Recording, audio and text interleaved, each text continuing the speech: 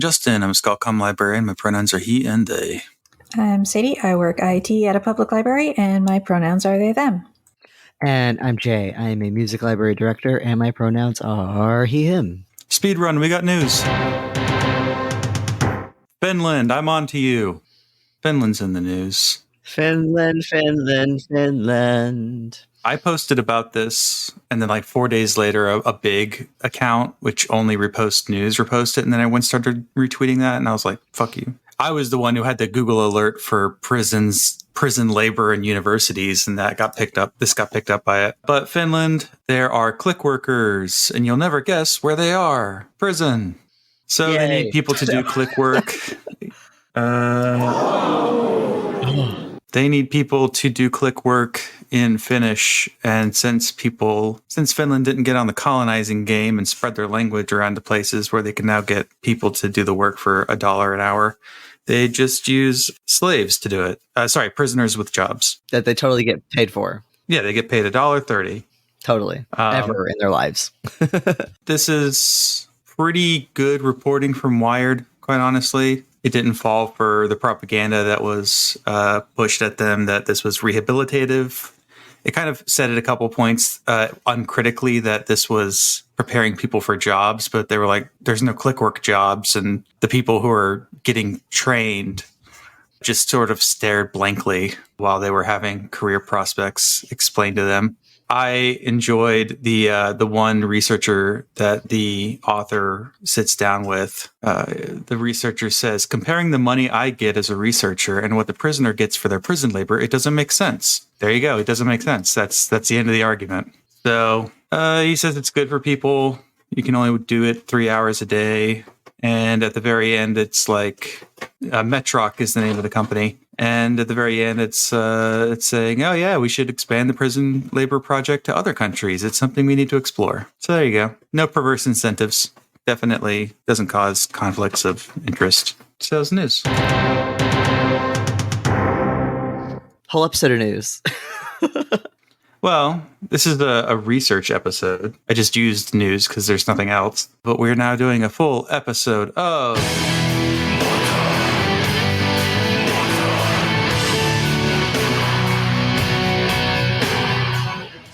What's a museum? It's goth time. We're going to talk about Mütter Museum, a museum in Pennsylvania that people like. So we covered this before, a couple months ago, probably back in... It was the Death Set episode. Yeah. Yeah, so this would have been May. God, that was May when we did Death Set? I thought it was like June or July. Oh, no, it's June. It was June. Yeah, when the Inquirer article came out, that was June. So we initially reported on this when it came out in the Inquirer in June. I have been tracking it ever since to see when we would have enough to talk about for a full episode. So I've just had my Google alert running. I'm going to put all of the articles that I've tracked in the notes. Reporting that got picked up by the Inquirer piece that we originally talked about in June was from WHYY reporting in May 2023 about a living donor to the Mütter Museum, Robert Pendarvis, who gave his acromegaly heart to Mütter after a transplant. He was upset that the video about his donation had been taken down. The physical display was still public, but all of the museum's online exhibits and YouTube videos were put private. Basically, from what I've read, the original thought was that the original reporting kind of wasn't clear if they'd been deleted or not, but subsequent reporting was pretty clear that it had all just been taken down and made not public, and it was going to be restored after a review. So then the Inquirer piece came out that we talked about. It gained traction. Robert Hicks, a major donor and a consulting scholar, resigns and cuts Mütter out of his will over CEO Myra Irons and Mütter executive director Kate Quinn, who started in September 2022. So that was late last year. He cited admin shakeups of the last 6 months, but both Quinn and Irons had been there longer than that. So I think it was that series of resignations that we talked about, which we were not sure if it was churn, like regular churn. And it seems more or less like it is just like typical academic kind of churn of administration, because the people who were coming in and out were like the head of development, which handles donations and other sort of purely administrative roles. Yeah. So the main issue was taking down the Mutter's online presence, backing off programming, and questioning the appropriateness of popular Mutter exhibits like the one in teratology, which examines fetal deformities and abnormalities and displays several fetuses in jars. There was a particular line that got a lot of pushback, which was to make the Mutter a contemporary institution focused on health and well-being, not death, which was not direct quote. This was one of my critiques of the Inquirer piece was every time I wanted a direct quote, it wasn't a direct quote, and the direct quotes that I got were kind of useless. So it's been a while to get any kind of interesting, straightforward information out of Mutter and in the reporting. So that's why we've had to wait to actually do this. The takedowns could also be viewed as a way to control who would go poking around to find remains that needed to be repatriated, because some remains had been discovered on the Mutter's digital exhibits and maybe YouTube channels, and which led to people making inquiries of Mutter and then led to repatriation. So a cynical reading of this is that taking those down stops the external scrutiny so that they can control this in-house with their own review, rather than not having control over it and people going, hey, wait a minute, what's going on there? And then going to the news or whatever, which is honestly, as an admin, I mean, kind of a straightforward decision to make, is do it in-house, because why would you wait for other people to figure out your mistakes for you? But it did have a lot of critique of these takedowns. A little bit later, as a side note, the Wall Street Journal had a piece come out that called it cancel culture coming for Mutter, and was trying to reframe this as like the woke baristas are coming to take away your Mutter museum. But then it says the woke leaders are anxious to sanitize it. The guy's called Stanley Goldfarb, which doesn't sound like a real name. He was a former director of the college, and he wrote that the museum's new woke leaders appeared eager to cleanse the institution of anything uncomfortable. So I don't know who's the woke here. Is it people critiquing it, or the leaders, or whatever? I wasn't clear. I feel like our initial sort of conclusion back when we first talked about this, that like everyone's kind of wrong, and that like it's good that they're like doing what they're doing, but they're also being a little reactive and missing their own mission. It's like they're overcorrecting in a lot of ways. So it's like, but everybody's wrong. There's bad decisions being made everywhere, and everyone's got wrong opinions, probably including us. Yeah. Well, the thing I think, which is I predicted that we wouldn't be able to do this until fall, and we literally just got the pieces out. We're always so right about everything. I mean, yeah. I hate being right. The reason is I figured that's when people are going to be able to be on committees and stuff, and then they'll announce that the committees are going to start meeting. So that's how long they're not going to be able to get everyone in the room until like all the academics are back from summer, and they can actually put these review committees together. So that's why I figured nothing was going to happen over the summer. And then a couple days ago, some more reporting came out that, yeah, they are going to, but we'll get to that. But yeah, I mean, it could be, you could read it as an overcorrection, or, I mean, it was maybe just a calculation of we're going to get a certain amount of backlash for taking everything down, but it's better than continuing to do nothing at once. But yeah, I think I agree with at least one of the conclusions of the petition, that Dr. Irons is perhaps ill-suited, at least with like mission ideas of like what the museum is. Like, I feel like a lot of people in the admin are maybe just ill-suited for being admin of this particular collection and museum, but that what they're doing is things that should be done, but then they're like doing it bad. And they kind of hate all of the patrons of this museum and what the museum is. Yeah, it's definitely taking the museum in a new direction. But I mean, museums do have to change. Like, I don't disagree. True. Yeah. Like a lot of this, I'm like, yes, this is correct.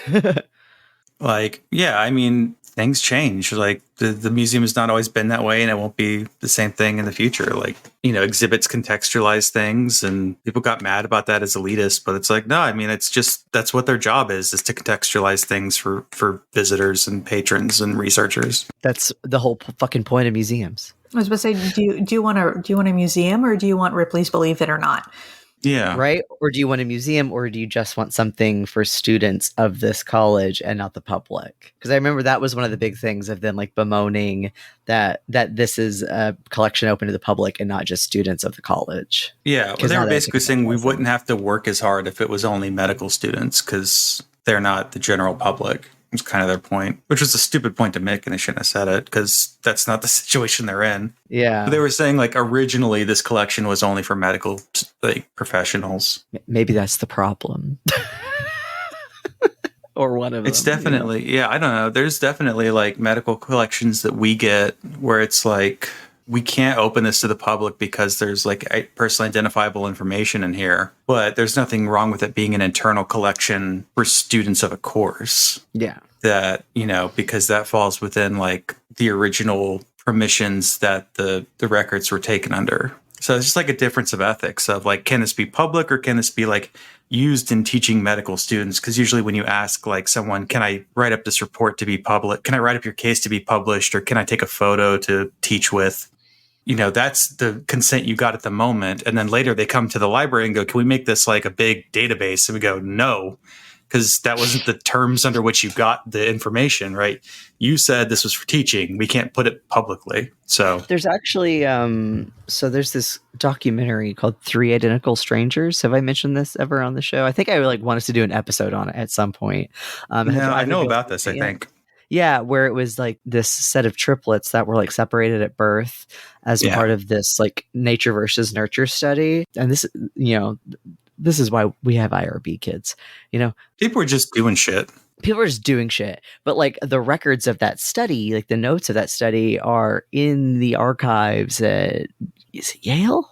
It was Stanford somewhere, but they're like sealed until a certain time, even though the subjects of that study are adults and want to see what medical notes were like written about them as like children, but they like weren't allowed because of like the terms of like how this collection like went into this archive and everything. I think they eventually did get permission. It was just after the documentary came out, but like, you know, libraries and archives, we are very like culpable in this sort of patient confidentiality thing and ethics around what we keep sealed and what we don't and why, you know?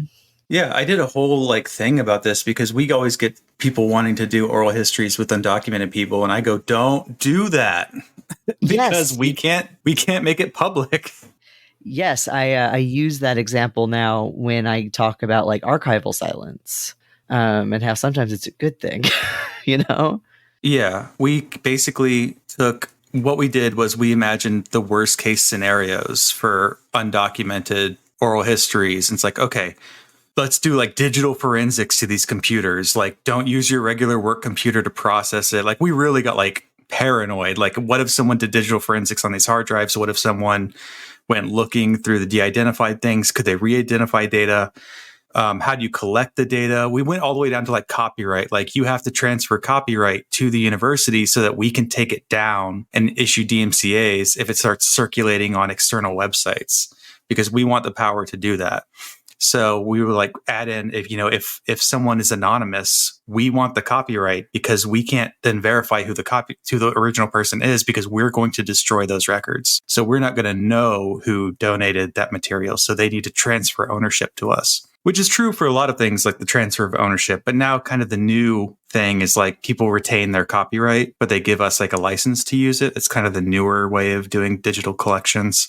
But in cases where you need anonymity, it's like, no, because we're not going to know who it is. So we can't know whose copyright it is. Yep. So you've got to give us the copyright and we're going to destroy all records or we're not going to even get the records of who these people are. So we have a whole set of like protocols for that now.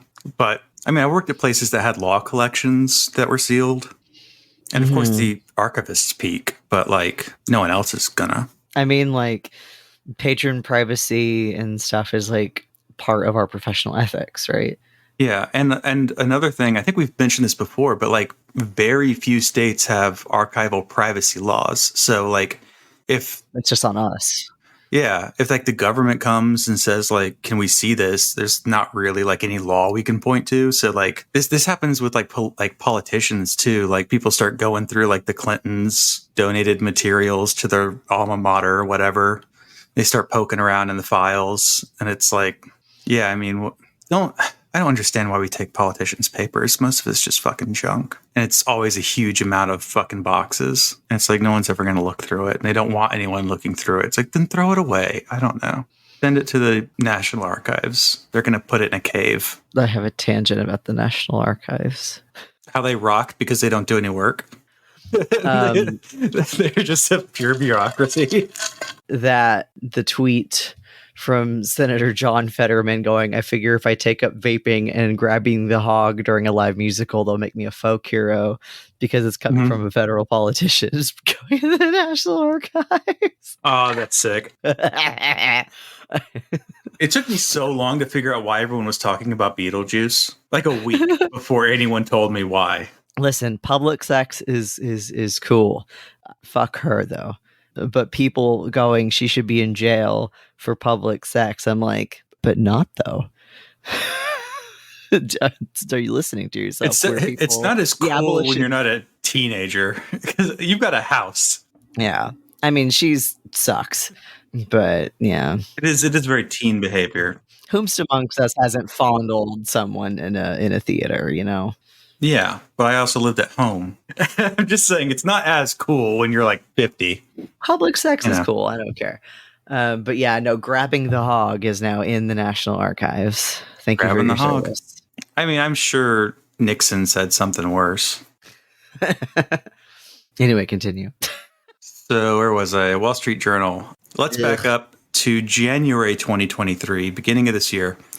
Mütter Museum is listed among U.S. institutions still holding native remains in a ProPublica investigation. This is also reported in the Philly Inquirer. And there's a quote here. This is the only quote from Mütter Museum. Upon my arrival last year, so it had been like 4 months before,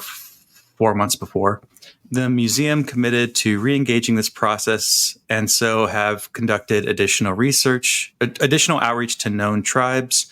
To date, we have successfully repatriated 2 sets of remains, and we have received 3 additional requests as a result of our outreach. So she's talking about a process that started like 40 years ago. So the museum has been really dragging its feet on this shit. But let's talk about the petition. This petition was way fucking longer than I remember. And so I couldn't even like put in all the bullet points.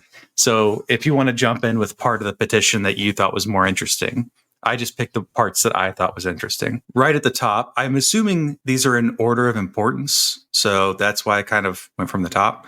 Kind of the top thing was repost all YouTube videos as well as the Memento Mütter website. The removal of these videos makes museum content inaccessible for everyone unable to physically visit the museum. True. But we can't digitize everything. That's physically impossible for most cultural institutions. While there have been claims of surveying for feedback and wider discussions, these have yet to materialize. Also fair, took until September, and these haven't happened yet. They're going to happen in October. And content has been absent for months, which it still is. So all of these are fair points. They are annoyed at the speed at which changes are being reversed, but I think the admin was very aware that this wasn't going to happen. They weren't going to walk it back unless they got fired. Let's see. They talk about how Kate Quinn thinks the museum should be less gross. Not a real quote here. Dr. Irons, in the interest of reassessing how the museum moves forward. Okay, that's what an admin is supposed to say. Quinn believes the mission of the college and the Mütter is to facilitate health and this is not the mission of the college or the museum. Okay. They also talk about disdain for the membership, public visitors in the collection, and mention the thing about subject matter expertise to contextualize the information, that this is offensive and runs counter to the mission of Museum College, and it's dangerous. Reserving medical information displays solely for medical professionals is elitist. So they've kind of conflated a couple statements there. So I didn't like this petition. I didn't sign it. Yeah, no, I didn't promote it. It was too rushed and it was very long. But did you have any other things from the petition that stood out? No, my main thing is talking about like the most recent article and one of the points brought up in it. My main comment about the petition was that my original statement back in the Dessa episode that it was just a bunch of like cringy Gen X goths who were mad. Again, sorry to all our Gen X goth fans and friends. Yes, we love you. So this was kind of just funny, but there was clearly a PR push in like August for pro director Quinn stories. was basically, they came out the exact same day in the New York Times and the Guardian, which is like the UK New York Times. So they're both liberal rags. They came out the same day. They covered basically the same stuff. They had no new information except that they were very kind to Director Quinn. It says Quinn's tasked 13 unnamed people, medical historians, bioethicists, disability advocates, and members of the community with providing feedback on the digital collection. And they start calling it a post-mortem, which I just think is funny. They're just staying on brand. It's really good. Actually, it's really good. I was like, all right, points. I can see this. One good choice. One good choice calling it a post-mortem. I was like, yeah. Everything in history and the entire world and the entire history of the universe has all come together in this moment for that perfect title. My opinion on Quinn is that she's a capable museums exhibit specialist and knows what she's talking about when it comes to museum exhibits. And everything else is just whether or not she's a capable admin and PR person. And is she capable or well suited for this collection? Yeah, exactly. I mean, she's doing a lot of stuff that I would do, just not in the exact same way I would do it. Yeah, same. Exactly. That's my whole thing is like, they're doing the right thing. They're just doing it wrong. Yeah. Because like she was saying, like the digital collection was dog shit. And I'm like, yeah, most of them are. So that's fair. But I just like highlighted some of the framing. It was like blowback to Miss Quinn's ethical review was ferocious. Panicky rumors on social media. Dr. Irons, a physician who treats children with rare genetic diseases. And I just put in brackets, helps kids. Fuck them kids. Lee Edelman time. Dude, these were puff pieces. Like, they were so fucking funny. I listened to the Weird Signal podcast episode interview with Lee Edelman today, so I'm on it now. Nice. It does mention that Quinn was a director of exhibits and public programs at Penn Museum, so that's why I say like she's experienced. She knows what she's doing. Yeah. Quinn was surprised the Mutter had no ethics policy or human remains policy, things you probably definitely should have. Yes. Quinn is trying to keep ahead of rapidly changing legal and ethical landscape by doing the first audit since the 1940s. And then she just says Robert Hicks sucks, which was like unnecessary, but whatever. It's funny. That was the guy who cut the Mutter out of his will. I think we should bring back academic beef, you know. It didn't go anywhere. It just became worse. Yeah, this is funny, though. Bring this back. Yeah. So now, the most current plans, most recent, there will be a 2-year public comment. So the museum, the College of Physicians will host public discussions, workshops, and exhibitions, and post online videos addressing the issues of consent and ethics. The first public event will be a town hall style discussion October 17th. And the College of Physicians received a $285,000 grant from Pew Center for Arts and Heritage for the engagement project called Postmortem Mutter Museum. I hope whoever was the one that said that, who came up with that title, got a raise. Yeah. You got to come up with something. Yeah, I mean, you're writing grants all day. You got to have fun. Yeah. So my a thing I really wanted to pull out of this most recent article that was in is this the Philly Inquirer? Yeah, is most recent. this paragraph that says some of these critics say the lack of records of explicit consent, and so there was like a statistic that it was like 10% or less of the things in the museum had explicit consent about being in there. Right? 1%. It was less than 1%. They've gone through 10%, less than 1%. Quinn thinks when the audit is completed, it'll be 3.5%. Gotcha.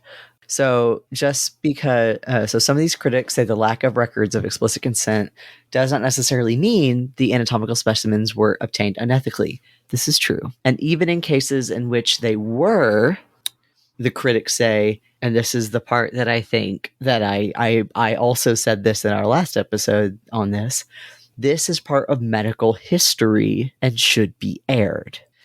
Quinn says postmortem will attempt to do just that.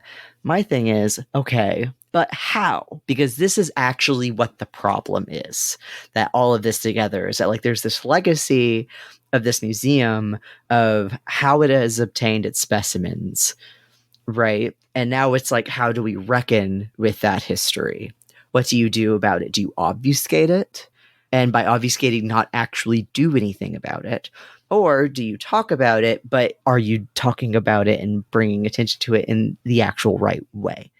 Right. So I'll actually be really curious because I know I saw that they're like working with like a lot of scholars and experts, especially people who talk about like displays of like remains of like black bodies, which that phrase I've heard a lot of criticism of black bodies because it's really dehumanizing.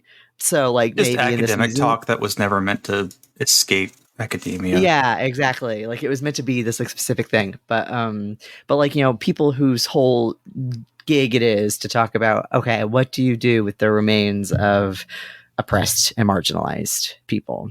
Right. That I think is like my whole thing with this is I don't think they should erase the legacy of the where they got a lot of their specimens, but what they do with that is going to be tricky. I thought it was weird that there was no explicit mention of indigenous representation. Yeah, because they mention the remains, but not. Yeah, but they mentioned twice that they will have an expert on displays of Black people's remains, but not indigenous people's remains. So I think they're just trying to repatriate the indigenous remains as much as they can. yeah, I mean, legally they have to. Yeah. So, Well, one thing I noticed in, I don't remember which article, was the collection of human skulls that somebody, like some doctor or researcher, used to help discredit, what is it, phrenology? yeah, which is good. which is a good thing, but again, there's no consent for those skulls, so I can see that's probably where, I would think why they're putting the emphasis on like Black people's remains maybe is because that collection in particular is like seems more famous than maybe the rest of the museum. I don't know. That's the impression I got. That makes sense. Plus the legal framework's different. Yeah. Did you ever read that book about Henrietta Lacks? No, I never did actually. I've had that on my list for like years. It was a one book, one community at some point at one of the libraries I worked. So I had the opportunity and I absolutely did not take it. Yeah, it was the one book, one community when I was at USF. So they had all the freshmen read it when I was in library school. And I was like, all right, I'll read it. Yeah, so in The Immortal Life of Henrietta Lacks, that's what it's called. So that one really goes into how informed consent was like not really a thing until like the 50s. And so there's just no precedent for a lot of modern medical ethics because none of it existed. And so it also talks about something that I actually believe, which is that Johns Hopkins abducted Black children for experimentation because children disappeared. And that's one of those things that's like, that's a conspiracy theory. Black people are crazy. They're making this up. And that's always something that like 20, 30, 50 years later, it's like, yeah, that actually happened. So my money's on that being a true story. So, or that someone was kidnapping them, killing them, and giving the bodies to Johns Hopkins. I mean, that's also possible. But from what I remember, there was no follow-up on that lead, but I believe that. You mentioned something that got me onto Henrietta Lacks. I guess it really was just consent that doctors didn't think to ask consent for procedures, never mind like just taking cells and stuff and then growing samples of them all over the place. What Quinn said is they knew that 10 people absolutely wanted to be in this building and on display out of 6,600. We certainly know a vast number of cases, people who did not all give consent to be here, and many of them are on display today. They've reviewed about 10%, and of that, less than 1% of the people who make up the specimens gave their informed and enthusiastic consent. Which I think is kind of funny, informed and enthusiastic. I always think of that as like sex consent talk, but okay, we're just going to use that for I dislike the conflation of sexual consent with other kinds of consent and like the language being merged to all be the same thing, because people have been using that just to say I'm uncomfortable in public and using the language of sexual consent to make it almost seem like they're being assaulted. And that kind of same language is now being used to like fire teachers for teaching people things that make them uncomfortable. So I think as a society, we should move away from conflating those kinds of consent in our language. Thank you for coming to my TED Talk. 10 experts will guide the 2-year postmortem project in collaboration with Mutter staffers, including a disability activist, an ethicist, medical history experts, community engagement specialists, and someone who studies how museums display Black bodies. So that was the list of people that I was thinking of, which I think this list was mentioned like twice in the same article, or I just read two different articles that came out at the same time, because there were two. There was one in Inquirer, but I'm just using the Inquirer one. Quinn's going to ask about the Cabinet of Curiosities design, if it's still appropriate or if it's outdated and should be modernized. And then it went back to Ann Hoskins, who was the person who I believe did the petition of Protect the Mutter, and that they plan to attend the town hall session to see whether museum officials will address the negative criticism they've received. And made a good point saying the town hall forum will make feedback easier to police, but harder to ignore. So that's true. It will make feedback easier to police, but I think, that's what an administrator would always have done instead of letting this run out of hand, is just shut down the external exhibits and start doing a review like they're doing. Yeah, the Cabinet of Curiosities thing, I think, is interesting because, like, while I kind of like leaning into the morbidity and sort of celebrating, not celebrating, but like, not sanitizing the reality of having a body and illness, and like kind of like Philly's weird, right? And so of course it's going to have a weird museum, and I kind of like the sort of goth morbidity of it. It's very like, it could be a sort of like death positive thing, but it also very quickly turns into Ripley's Believe It or Not. And so I think it's like, I would love to keep it weird and spooky in the most ethical way possible. But how can that how can that sort of heart of what people like about this collection of sort of facing the reality of a lot of the fucked up things that happen to bodies in a way that doesn't try to like obfuscate it? How do you keep that spirit, I think, is like what really interests me most about all of this. I don't know what y'all think. Yeah, no, I'm pretty much on the same page. Like hearing that, it should be about well-being and health. I'm like, that I can see why people are pissed off that they don't want the museum to become that, because there is, that like sort of morbidity and acknowledgement of like death and the weird ways that biology goes wrong. Like I think that's a totally normal fascination. But I think that the whole refocusing on well-being and health, if that is indeed the direction the museum is going to go, is pretty much a cop-out. It's a way to not have to like confront those things that, like Jay, you were just saying, having to actually really dig in and figure out what's the most balanced, ethical way to keep that sort of feel that is why the museum is beloved, but also like in an ethical like way that you can continue doing moving forward. So like if they keep the Cabinet of Curiosities, have like what it means to be a Cabinet of Curiosities and the history of that as part of it as well. Like I feel like this museum has the opportunity to set an example, right? That's what I was going to say. This is how you reckon with what it means to be a museum in America, because all museums in America are soaked in blood. Yep. All of them. So what do you do with that? What do you do with that? Well, and that's why I thought it was interesting. Like, I wonder if that's part of the reason why they're moving so slow and not necessarily responding to a lot of this criticism, because they could really be setting sort of a precedent or an example and making it into a whole 2-year in-depth, necessarily slow and methodical process. Like, I don't disagree with that approach. Like, I know they just got bad PR. Yeah, exactly. It's like a lot of people are always like, oh, this needs to happen now, and if you delay doing it, that means you don't really want to do it. And it's like, no, there is actually a lot of good reason to not just turn around and do something because it sounds like the good thing to do at the time.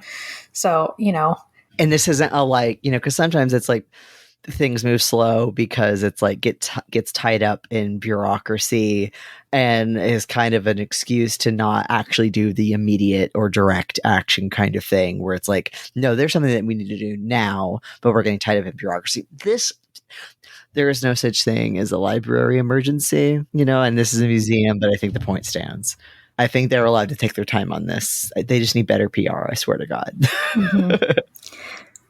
Yeah, I don't actually have a whole lot like against the way that the museum seems to be moving forward. Like, again, I'm not like a curator or an archivist in any way, so complete outsider's perspective, but like it seems like they're actually trying to approach it in a thoughtful way that could possibly help other museums grappling with the same issues moving forward, hence the Pew Grant and everything. So like, yeah, like I think there's a discussion to be had about doing that in a reactionary way of like, we're doing the right thing, but we're being reactionary or overcorrecting about it. Like, I think that's a discussion to be had, but I would rather that side of that coin than the other side of that coin where it's like, you're not doing the right thing, purposefully avoiding doing the right thing. I'd rather they just do the right thing poorly.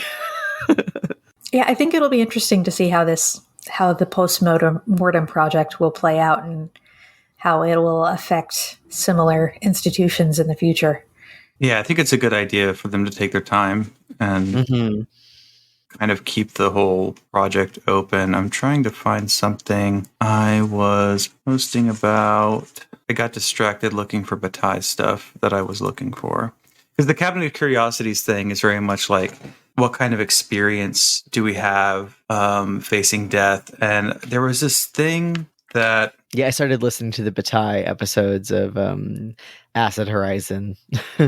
There's a thing that Ruby from Post Ponies mentioned, which was like this sort of carnival of limit experiences that someone proposed. And she thought it was Bataille, but I can't find it. But anyway, he had this whole idea that it was him or someone else, like in his area, who had the idea of like an absolute limit experience. And so it'd be this carnival where there'd be like live executions and viscera on the floor, and it would be like an experience that you could, kind of story of the eye stuff where it talks about like goring and murder and all kinds of horrible things happening.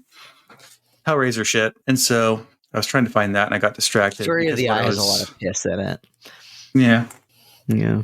But someone on Blue Sky was talking about pre-conquest or early not quite conquest, I guess, but post-contact Mesoamerican codices in the Library of Congress. And so I started clicking around on some of them, and the ethics of like how things were moved around is very funny because obviously these were Mayan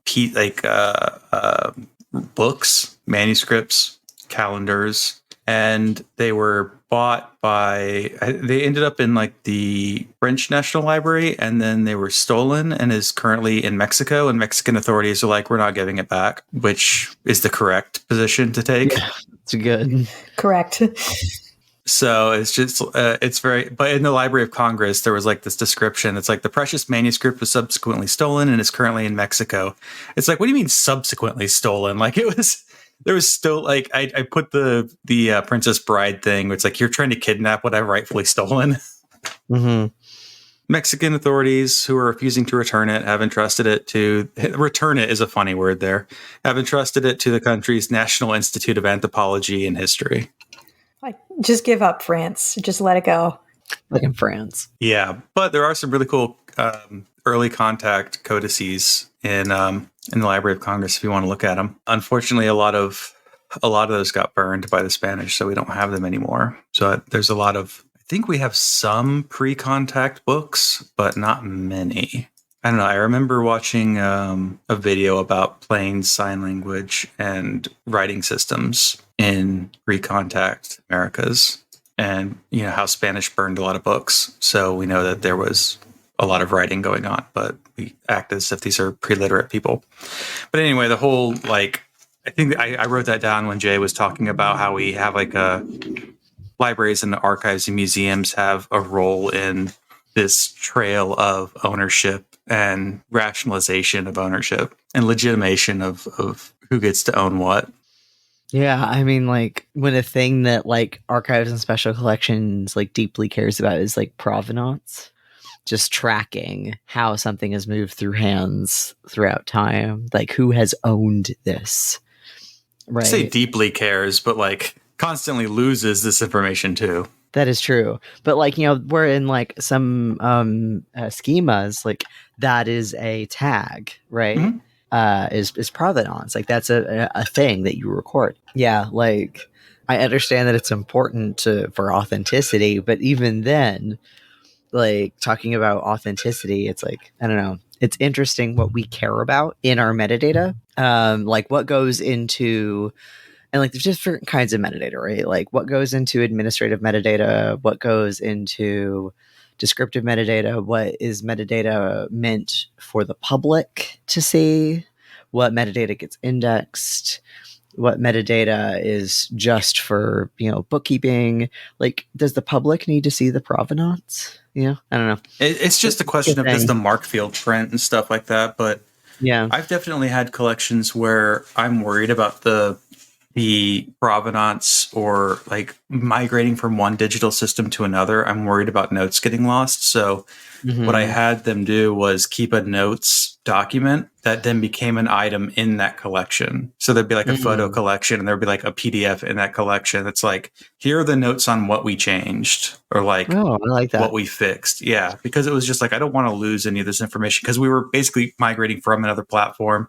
We're going to get rid of this platform. So whatever we don't preserve now is going to be, you know, whatever was administrative backend stuff is going to be gone. So if we change the numbering system, if we change titles, you know, because sometimes you have like 50 things that are titled the same thing because someone was just like, we just got to process this. So if we change titles, we'll just mention that we changed a bunch of, like, we retitled or reprocessed it. It's usually not that long, but we did put a lot of processing notes when we were migrating. Yeah. Because I've just seen how bad provenance data can get lost when people don't care about it. And, like, you know, it happens. There are people who just aren't very diligent about that kind of stuff. They're just like, yes, we'll take it. And they don't do good paperwork. Oh, the other sort of example I like to use about, like, our role in, like, the obfuscation of the history around an item is that the University of Virginia, where it was university archives documents around a suicide of a grad student who got McCarthy'd, basically. You know, where they basically said everything, but he was a confirmed bachelor in his obituary after he committed suicide. And there was like some sort of meeting with university admin after that was all redacted. And I found this out because there's this great book called Queer Philologies by Jeffrey Maston, Sex, Language, and Affect in Shakespeare's Time. And this student had been someone who studied, like, the people who go, like, this person compiled this folio and this folio, but this person compiled this folio of, like, Shakespeare's work. And a lot of those people also worked in wars as cryptographers. And this person, like, the author was, like, looking at this person's work and, like, saw all this, and this author's gay and is like, hey, I know what this means. And when they requested this information from the University of Virginia, because it was, like, in their catalog, right? It was in a finding aid and everything. When they looked back, they were denied being able to see it. And then when they looked back, it had been removed from the public catalog completely. This book was written less than 10 years ago. I think so. The University of Virginia, within the past 10, 15 years, is still going, sorry, you can't see this, to the point of removing a record from the public catalog. So, like, that's shitty, you know? And they probably weren't the ones who made that decision. You know, university, you know, admin probably was. But, like, we play a role in the obfuscation of horrible shit that institutions do. Oh, yeah. I mean, fucking yearbooks at universities, those have been taken down left and right because they're like, oh shit, everyone's in blackface like more than 15 years ago. So I know a lot of this became like a whole discussion point because so many places were just taking down their digitized yearbooks, especially flagships, because like all the politicians go there. Yeah, it's like this discomfort thing. This is also criticism I have often of the, like, harmful language statements, is, like, people assuming what will cause harm and what won't, and choosing removal and obfuscation to like, it's like the freedom from versus freedom to kind of thing. And so just like, oh, well, like, do we deracialize? That article talks about this a lot. It's like, if we just remove our mistakes, if we just cover it up, if nobody sees it, if we just fix it right away, instead of actually reckoning with these legacies, right? Like, removing discomfort isn't actually the answer, I think. Thank you for coming to the sequel to my tech talk. That guy is like still maybe a sex pest. I think there was like a thing that came out that they couldn't substantiate all of the accusations against him, but that doesn't make me feel better. So, you know. I was right to never stop using them as drops. My drops have been vindicated in the court of law. They are legal drops now. We can't cancel the drops. You're going to get DMCA'd on your soundboard. I think we've covered it. We'll come back whenever there's more. I've still got my Google alert going, so if anything big happens, we can always follow up. I tried having a Google alert for LexisNexis to see like what cop shit Elsevier gets up to. And because it's all like software for landlords and cops, people are just writing like a million AI generated articles that are getting picked up by my Google alert. So they're like incoherent articles that say absolutely nothing. And I had to get rid of the alert because I don't know what keywords to use to filter out those, because like the business world of just making fake articles is all just a thing. It's all garbage. But normally Google Alerts is good for filtering out bullshit because it's not Google search. It must be running on an older version of Google search. It still fucking works. All right. Good night.